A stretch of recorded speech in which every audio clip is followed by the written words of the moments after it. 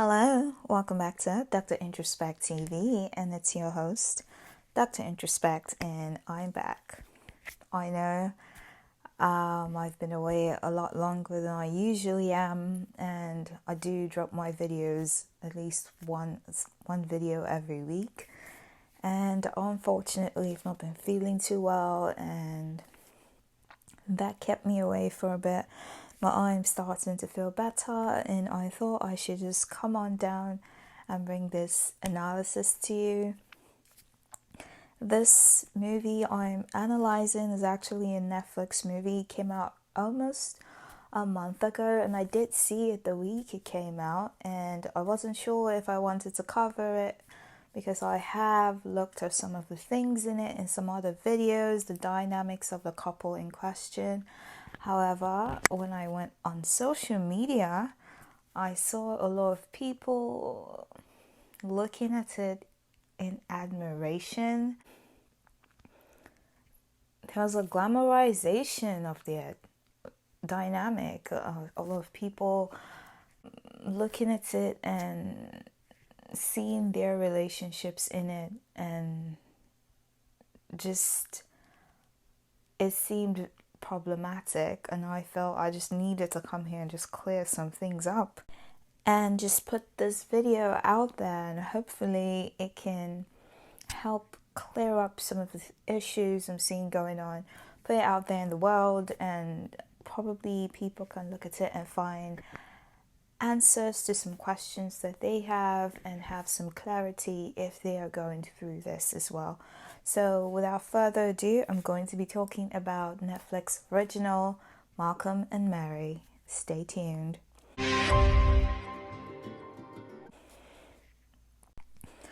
Okay, so per the title, I'm going to be talking about why Malcolm and Mary are not couple goals, right? I know it seems like a really obvious title, but before I dive in, I just want to give some backstory. So this movie is one of those atypical movies where the whole story is just based on two characters, and we only see two characters. It's shot in just one location, and the cinematography was just in like black and white. So I thought that was interesting in the sense that it means that the focus is on just these two people, and not the surroundings, not the fancy house. There was no color at all. Something else to bear in mind, there was a lot of dialogue in this movie, so there isn't action and all of those things that happen in the middle of films that add some drama to the story. It's just dialogue, and for some people they couldn't get past the first 15 minutes because it literally starts with dialogue, and the back and forth of it some people might find boring. So if you're one of those people, this might not be one of the movies for you. I do hope that by the time I'm done with this analysis, maybe you have some interest in checking it out. I do feel bad that my analysis is coming after the hype has died down, but I'm looking at a silver lining that at least, this analysis is going to be one of those where most people have seen the movie already, and you're able to pick up on some of the things I will be delving deeper into here. So, obviously, I know it's like obvious, right? The whole movie, they were fighting the entire time, so that can't be couple goals, right? Like, come on. Dr. Obvious, Dr. Introspect. However, the issue here is that because the couple had this horrible fight and they stayed together, a lot of people think that, oh, that's great, And for me, I think this is going to be more of a not just straight up analysis, that there's also going to be some reflection on our society as a whole and some of the patterns that are going on in our communities. So it did it was worrying, somewhat worrisome, that a lot of people thought that it was a good thing. And I think it stems from the whole ideology of, marriage, for better, for worse. That's marriage, right? Although Malcolm and Mary are not married, but we do have those themes coming down into relationships where, you have words like Bonnie and Clyde, ride or die, and people feeling like, you have to stick it through and stick it out. And these kind of ideas have people thinking that you have to also stick it out in a toxic relationship. And if I haven't made that any clearer yet, I want you to know this is a very toxic relationship. And when I saw it and it ended, I felt like these people should have parted ways a long time ago. And hopefully a fight this big, they should have parted ways after and not stayed together. And you might be thinking that because of the blowout of this fight and how long it was, just so you know, it was hours long. It was probably maybe 6-7 hours. It was a very long fight. So you watch the movie and it's like an hour 30 minutes and you're thinking, it was an hour 30 minutes of fighting. I don't think so. It wasn't real time. So it was a really long fight, the kind of fights you have that keep you long into the night and really weigh you down. And as we go on into the analysis, I'm going to explain why that is not a good thing to have in your relationship. Nonetheless, it's really worrisome that people think that that is what it means when it says stick out. Like when you're sticking it out with someone, it's usually about things like, maybe their financial issues, their health issues, there's crisis, there's an accident, an injury, those kind of things that could happen that you're like, okay, we are riding and dying it out together, but not in situations of abuse. And just so we're clear about this is a very abusive relationship if you haven't picked on. Malcolm's character, first 15 minutes into the movie, it was pretty clear that he had narcissistic traits really high up there. And obviously in movies like this, when I pick that up, it's usually towards the end that the character or maybe some other specialist in the movie, like a psychiatrist or something, makes mention about the disorder. So it's really obvious here that Malcolm is narcissistic and Mary is codependent. She has codependency issues. She is also an addict. At least she was an addict and she's clean. She's been clean for a while, and that's basically her backstory.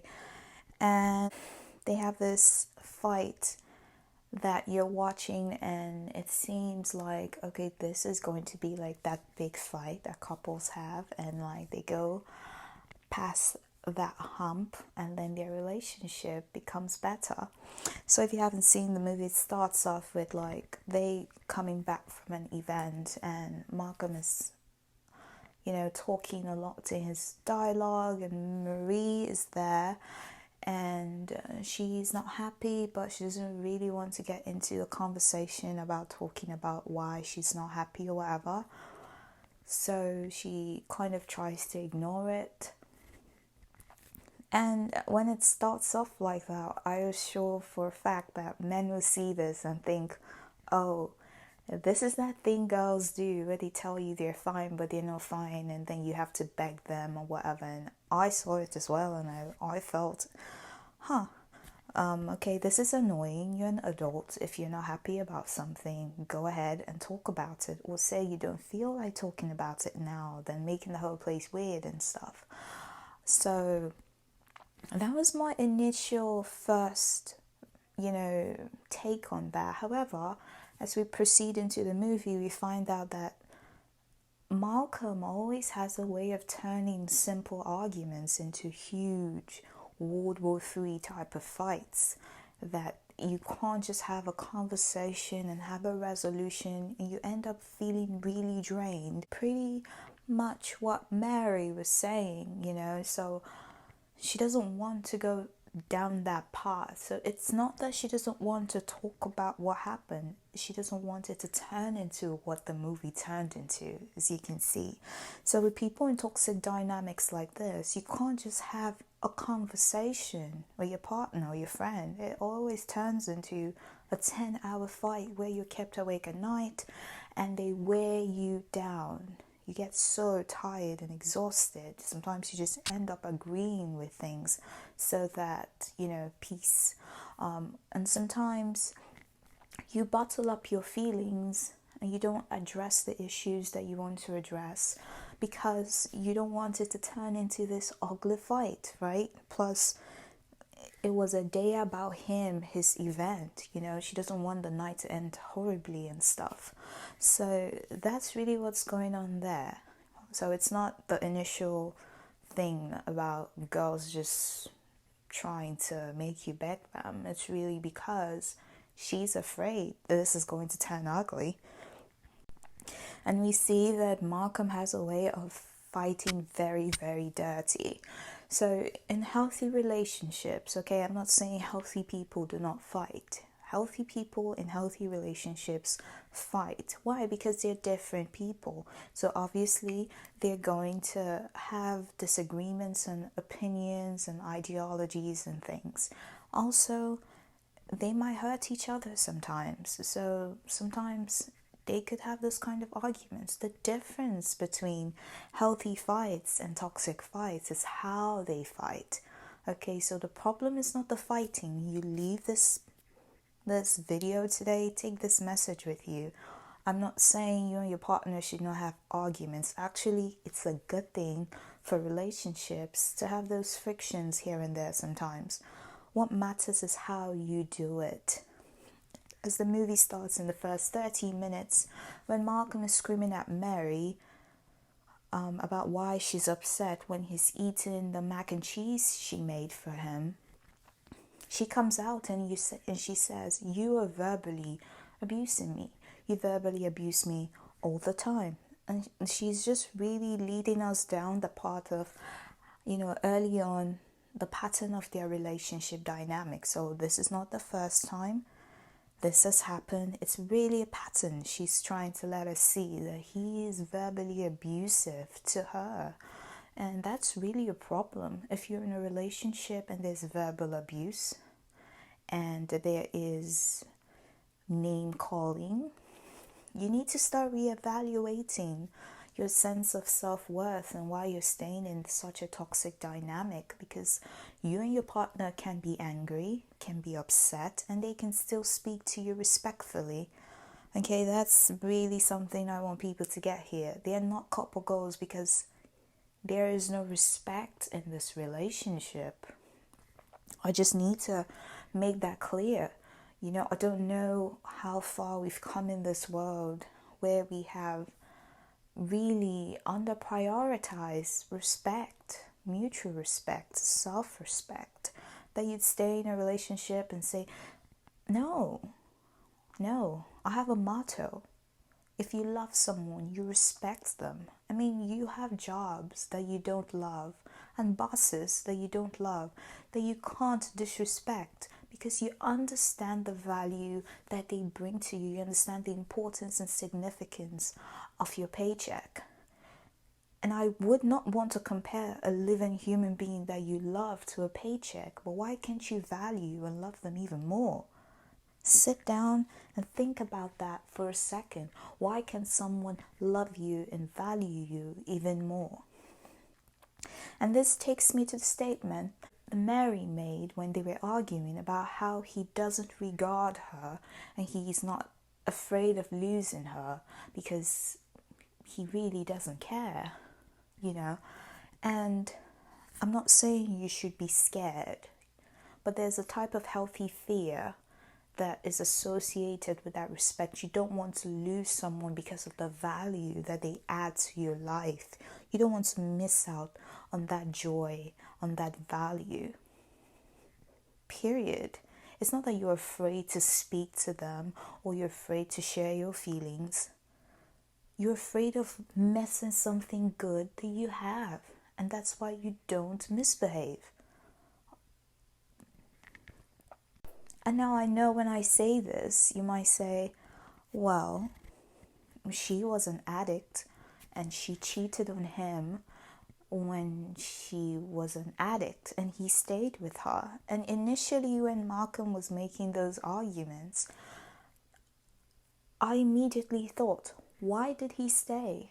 What's your reason? What's in for you? So it wasn't surprising when 40 minutes later, Marie really illuminates us on, and he himself illuminates us on his pattern of dating drug addicts and how all of that culminated to this movie. So they were basically just data centers for him.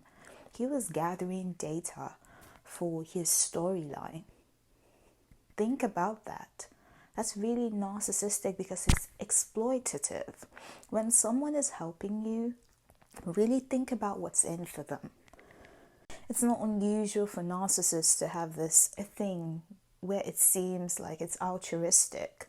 But when you really think about it, they're not really doing it for free. They're really getting something out of it. And that was why he was doing what he was doing. Okay, now you say, well, she cheated on him and she was a drug addict. Well, that was wrong. And we do know that. Many addicts tend to do really crazy things when they're under the throes of their addiction, and they don't really have all their faculties in check and things. They'll do anything to get a drug. So it's not like she cheated because she loved someone, but probably because he was gonna give her some money to buy drugs, so. But still, if you're someone that's in a relationship with someone that used to be an addict and they're now clean, it's very wrong of you to hold their past transgressions against them. Period. If someone cheats on you and you both decide to make it work and they change and they're on a new path, it's very wrong for you to hold their past against them. Every argument, you bring it up and you rub their face in the mud and make them feel like nothing. Him bringing up those things wasn't necessary. It wasn't called for. And if you fight with someone that way, your friend or your partner, and you find that you have to go down to below belt regions, that's really, really unhealthy, and it can really destroy your relationship. And if you loved your partner enough, you wouldn't risk going down that route in your argument. You just wouldn't. Marie also makes mention of how Malcom just can't have a conversation, an argument, without it getting ugly. It's like it's for the kill, and with people with this toxic traits that he has, his narcissism, when they're in fights, it's like a defense mechanism. They really cannot help themselves. They feel they have to go for the jugular. They have to kill you. It's like life or death. Every fight is literally life or death to them. And he brings up his exes and he's talking about where he slept with them and how long he dated them and how great they were in bed. And that was totally irrelevant and unrelated to the issue at hand. And of course, he did all this without regards for her feelings. How this woman that he is supposed to love would feel about hearing this. Malcom could have just said, this was an amalgamation of other people's experiences, not just yours. Because Marie was upset that the character she felt was herself. So he wrote a movie about her and didn't give her any acknowledgement or credit in any form. So the fact that they fight this way and they always fight this way, it was really problematic. But then you're looking at this and you're like, well, Malcom made mention about how she sabotages everything and she can't go and get her own life, so she stays and tends to him. And he makes mention of all these things, and it does make Marie look bad in like a negative way. And I would say many of what he said there was gaslighting. There was a lot of gaslighting happening in this movie. He would edit the history and rewrite it and make it sound in a way where he looks like a good person. Even there was so much gaslighting in the story, even when from the beginning, when she says, "You verbally abuse me," and he's like, "I don't do that." And she says, "You name call me," and he says, "I don't do that. I didn't do that." And he just did. That was straight up gaslighting. This movie is just a snapshot in time in their relationship, so you can only imagine what's going to happen after, and you can only imagine what has happened before, even though the movie did dig up some of their past for us to fill some gaps in there. But that's really what's going on, then it really doesn't really tell well. I'm still going to hold Marie accountable, however. Marie is an adult and she's responsible for her own life, right? She's a codependent adult that has decided to help Malcom fulfill his dreams and everything without tending to her own. So she is responsible for that. We find out that she helped him even writing the script and doing everything. And being the narcissist he is, he didn't want to share credit with her in any way. So he didn't cast her, he didn't acknowledge her, and he didn't even recognize her when he was giving his speech to just say, "Thank you, babe, I love you. I really like that you're here by me while I did this." And that really hurt her a lot. And I'm just saying, it didn't just hurt Marie because of one day, because of how ugly this fight was. It's an amalgamation and a compilation of every form of neglect and rejection she has felt in this entire relationship. She feels unappreciated. And that's why in the last 10 minutes of the film, she goes on listing all the things that she just wishes he would say thank you for. And he doesn't. What's also really unique about Marie's situation is that she has an incredible sense of awareness of what's going on. She knows that Malcom is a narcissist and he's incapable of loving anyone, and yet she chooses to stay. That says a lot. She could either be borderline or something else, because she chooses to stay with someone that she knows is incapable of loving her, someone she knows that has a problem. Most codependents that find themselves attached to characters like this or in toxic dynamics, they don't know what's going on. They just think, okay, maybe we have communication issues, or maybe he just has a bad temper, maybe this, that, or the other thing. But Marie actually understands, and she chooses to stay. That really worries me, and it really makes me question her sense of self-worth. Does she not feel she deserves better?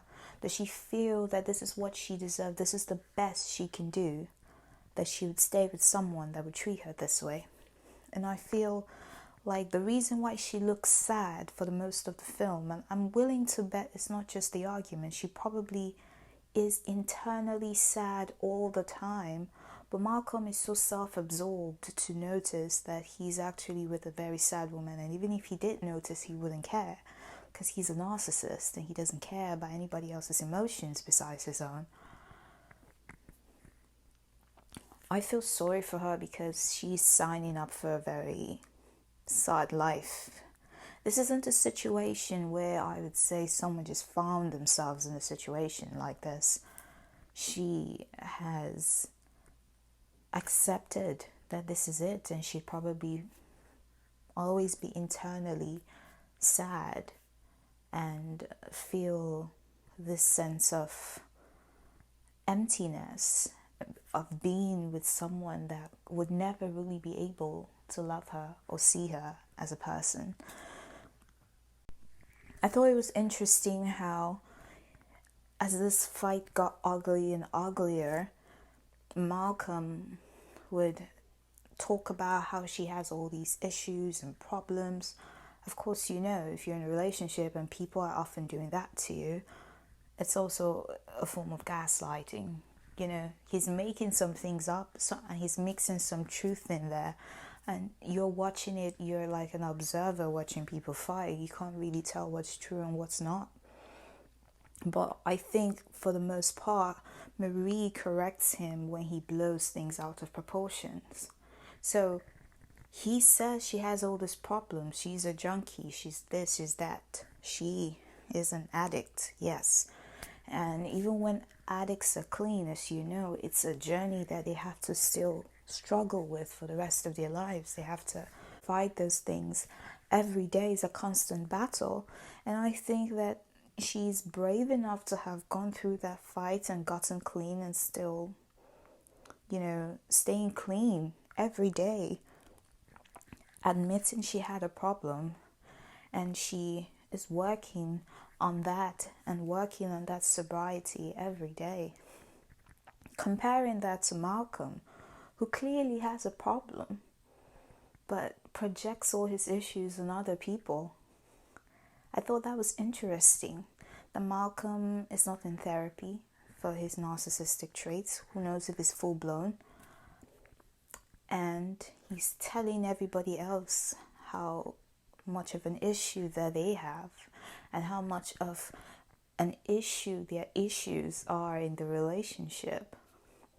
When many of the issues that we can see so far happening in real time are as a result of his own negligence and him just not being a good lover to his girlfriend. Mostly due to his inability to be one. So if you're in a relationship and you find that your partner is projecting their own issues on you and they don't take responsibility for their own part in the relationship, they say it's all on you and it's all your fault and it's you have mental problems. It could also be gaslighting. You have mental problems, you need help. Someone is saying that to you all the time, and they're saying that to you whether or not you have been admitted for anything, whether you have a history or you don't.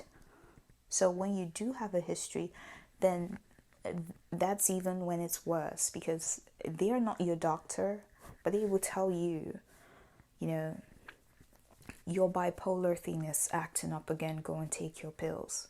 That can be a form of gaslighting, especially when you know for a fact that that's not what's happening, but then they turn things around and make it seem like you are the problem and it's all you. It's really something to look out for there. Another thing I want to point out is how in this movie you notice that Malcom and his issues are basically the focus of the entire movie. It starts off with him ranting about how he wasn't happy that some journalists compared him to some other black great movie makers, and he was upset that he wasn't compared to white ones. And I want to tell you that while this is like a snapshot in their relationship, I'm willing to believe that this is how their relationship is most of the time. If you're in a friendship with a narcissist or you're in a relationship with one, everything is always going to be about them. If they have a business, from morning till night, it's always going to be about their business. They're going to be talking to you about their business, and they won't even ask you how you are. You could be sick and dying and they won't even ask you how you were. You're basically either helping them with the business or you're a spectator where they get to just, you're a spectator, an audience member, where you sit down and watch them in their glory while they talk about themselves all day. If you have had this experience, say something in the comments and let people know. Share your experience in the comments and let people know that you resonate with this, because this is really what happens. So their relationship, Marie is playing the role of spectator, audience, and of course, I like to say supporting role. Okay, she doesn't really get to have like a full, cast member. The only star in the show is Malcolm. You're just an audience member cheering him on, or you're a supporting cast member, but you never get the spotlight though. It's all about Malcolm. So we are dealing with Malcolm's issue in the beginning of the film, him being upset, and of course she tries to pacify him. And you can see that happen time and time again in the movie, that she has to interrupt her own feelings, which is she's upset that this momentous thing happened. And again, she was just ignored completely. And she has to sit with those feelings and how that is a reflection on their relationship and every other thing that she has to bottle inside, because she doesn't want to make a big fight out of it by having a conversation with him. And she has to interrupt that and soothe Malcolm's feelings. And you see that happen again and again and again. Even when they were still fighting and now they were both taking space, and then Malcolm gets an email that they've posted a review on the movie, and he starts his tirade again of anger, and she had to interrupt her emotions to try and soothe him again. You see them play around and they're laughing and they're playing and it looks like they're having sex, and you're thinking, oh, they're making up. Couples make up, that's great. That's not great. She's interrupting her own feelings and how she feels about the motion, of which Malcolm doesn't really care about, to deal with him and his problems, because their life, it's like two people are living one life, and that life is Malcolm's life. They don't get to really live Mary's life. So that's really unhealthy. That's not okay. If this is a pattern you have in your relationship, you're going to want to really look at it and maybe decide if this is something you both can work on, or maybe have to part ways. I also thought it was interesting when she made the comment about how Malcolm doesn't get jealous. And I know in talks about relationships, jealousy is a very interesting concept, because some people feel a little jealousy is good, and some people feel you shouldn't be jealous at all, makes you insecure. I'll tell you, being jealous just means that you're scared of losing something. That's all it is. I try not to add positives and negatives to emotions. For example, anger is not a bad thing. It's how you express it that matters. So you feel jealous. It's an emotion. They come and go. We're human beings. That's what we do. We feel things. How you react to that feeling, though, how you express that jealousy, though, that's where we have issues. If you become manipulative because of it, you start picking fights with your partner, then we have an issue. You talk about it, maybe you rationalize it. Okay, is this in my head? Is my partner actually creating the jealousy? Those kind of things can really determine how that turns into maybe something healthy or unhealthy. But emotions themselves, I don't see them as bad or good. So when she made the comment on how he doesn't get jealous, that she could be standing with a guy, he doesn't care, and then she went on to explain. And when she explained it, it was literally what I was thinking before she explained it. I don't know, I felt in this movie I didn't need to come here and do an hour-long deep dive, because the movie explains itself. They explain a lot of the dynamics without you making it up in your head. So she says you're not jealous because you don't care. You're not afraid that someone could take you away from me. You don't, and it's not because you're secure in our relationship, but more so because you think you're the best thing since sliced bread. What she's alluding to here is his grandiosity. In not many ways, he's trying to tell us that Malcolm thinks of himself with such grandiosity, which of course is a huge trait for narcissists, that he doesn't think she can do better than him, even though he's not really loving her properly. But that's how he feels. And I thought that was sad, you know. But at the same time, you have this contradictory nature of him being so needy. So narcissists, I always say, are codependents themselves because they depend on other people for their narcissistic supply. So even though he doesn't really regard her much, he is needy. He needs her to be there all the time in his presence, cheering him on. So that was really a unique, I thought that was a very interesting way that the writers were able to depict that trait of narcissism. And I just want you to know, narcissists do not like their supplies. They hate the fact that they have to depend on you. And sometimes they treat you badly, you know, to make up for that, so that you never really notice. Because if somebody is always verbally abusing you and treating you horribly, you're never going to think in your mind that, okay, this person really needs me, and if I leave and they haven't gotten a replacement in line for me, it would literally tear them apart. They're not going to do that. They're going to make you feel like you're doo-doo, so that you feel so horrible about yourself that you never leave. And you see Malcom do that, how he rubs her head in the mud, figuratively, making her feel like scum, like she'd never be anything, like she's just a cheap junkie with no talent. And okay, fine, even if you have talent, you know, you're a junkie, so you're not going to go anywhere. That was abuse right there. That wasn't a fight, that was abuse. Abusers like to make their victims feel like nothing so that they never leave. Sometimes people ask people, why do you stay so long? Why didn't you just leave? A lot of people had been brainwashed. Imagine having these kind of fights 3 times a week.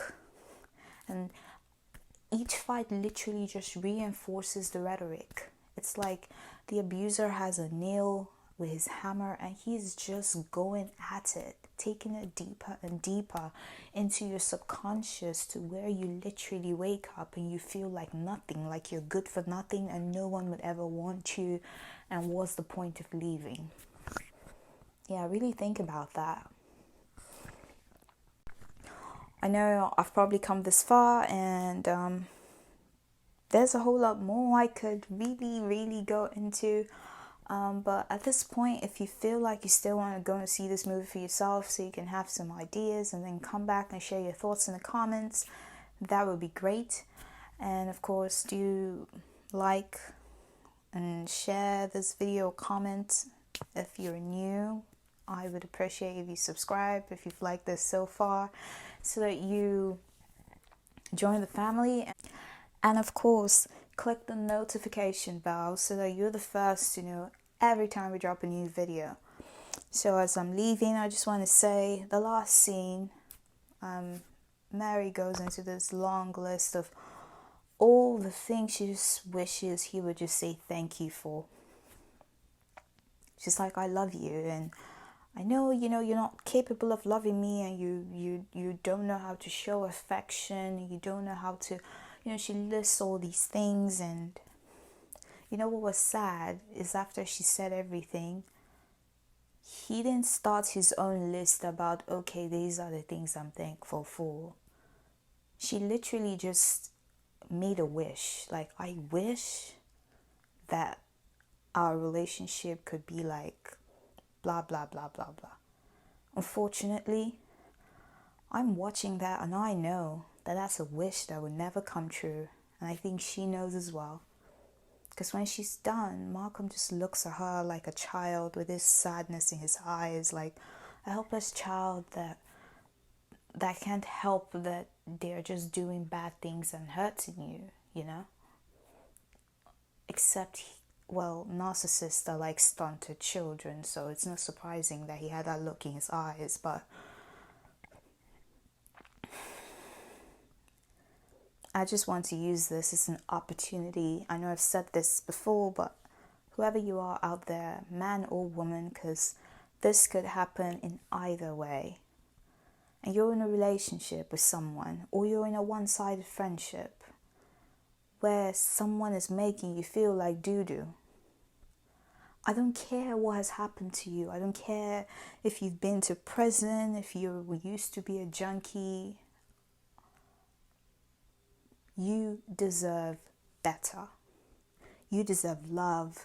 You deserve respect. Okay? And if you need to work with a therapist or a life coach to rebuild your self-worth, I'm a life coach myself, so I'm constantly helping people. If you have one in your area or someone else you favor, definitely get in touch with them and start rebuilding yourself again, because you can't be whole. And finally, I just want to say out there, these two people were better off apart. It broke my heart that this movie ended with them staring far into the sky, holding their hands outside. And of course, you could see when Malcom woke up, he ran out of his room searching for Mary, this person that he doesn't need, right? You saw that neediness there again. And of course, Mary will never be able to go out in the world and make her own way and make her own mark in life, because Malcom won't let her. Yes, he talks about how she could go and do her own thing, but no. She could go in theory. But when you have a narcissist that's so needy and you have to be there every 5 seconds, you can't go and have your own life. You can only live theirs. And live it when they let you. So that's all I have for you today. Sorry it was something really serious, and I just thought I needed to come here and bust some of these myths that are going on in the world. And if you do like this video, again, like it and drop me your comments and your thoughts. And I will see you in my next one. Bye.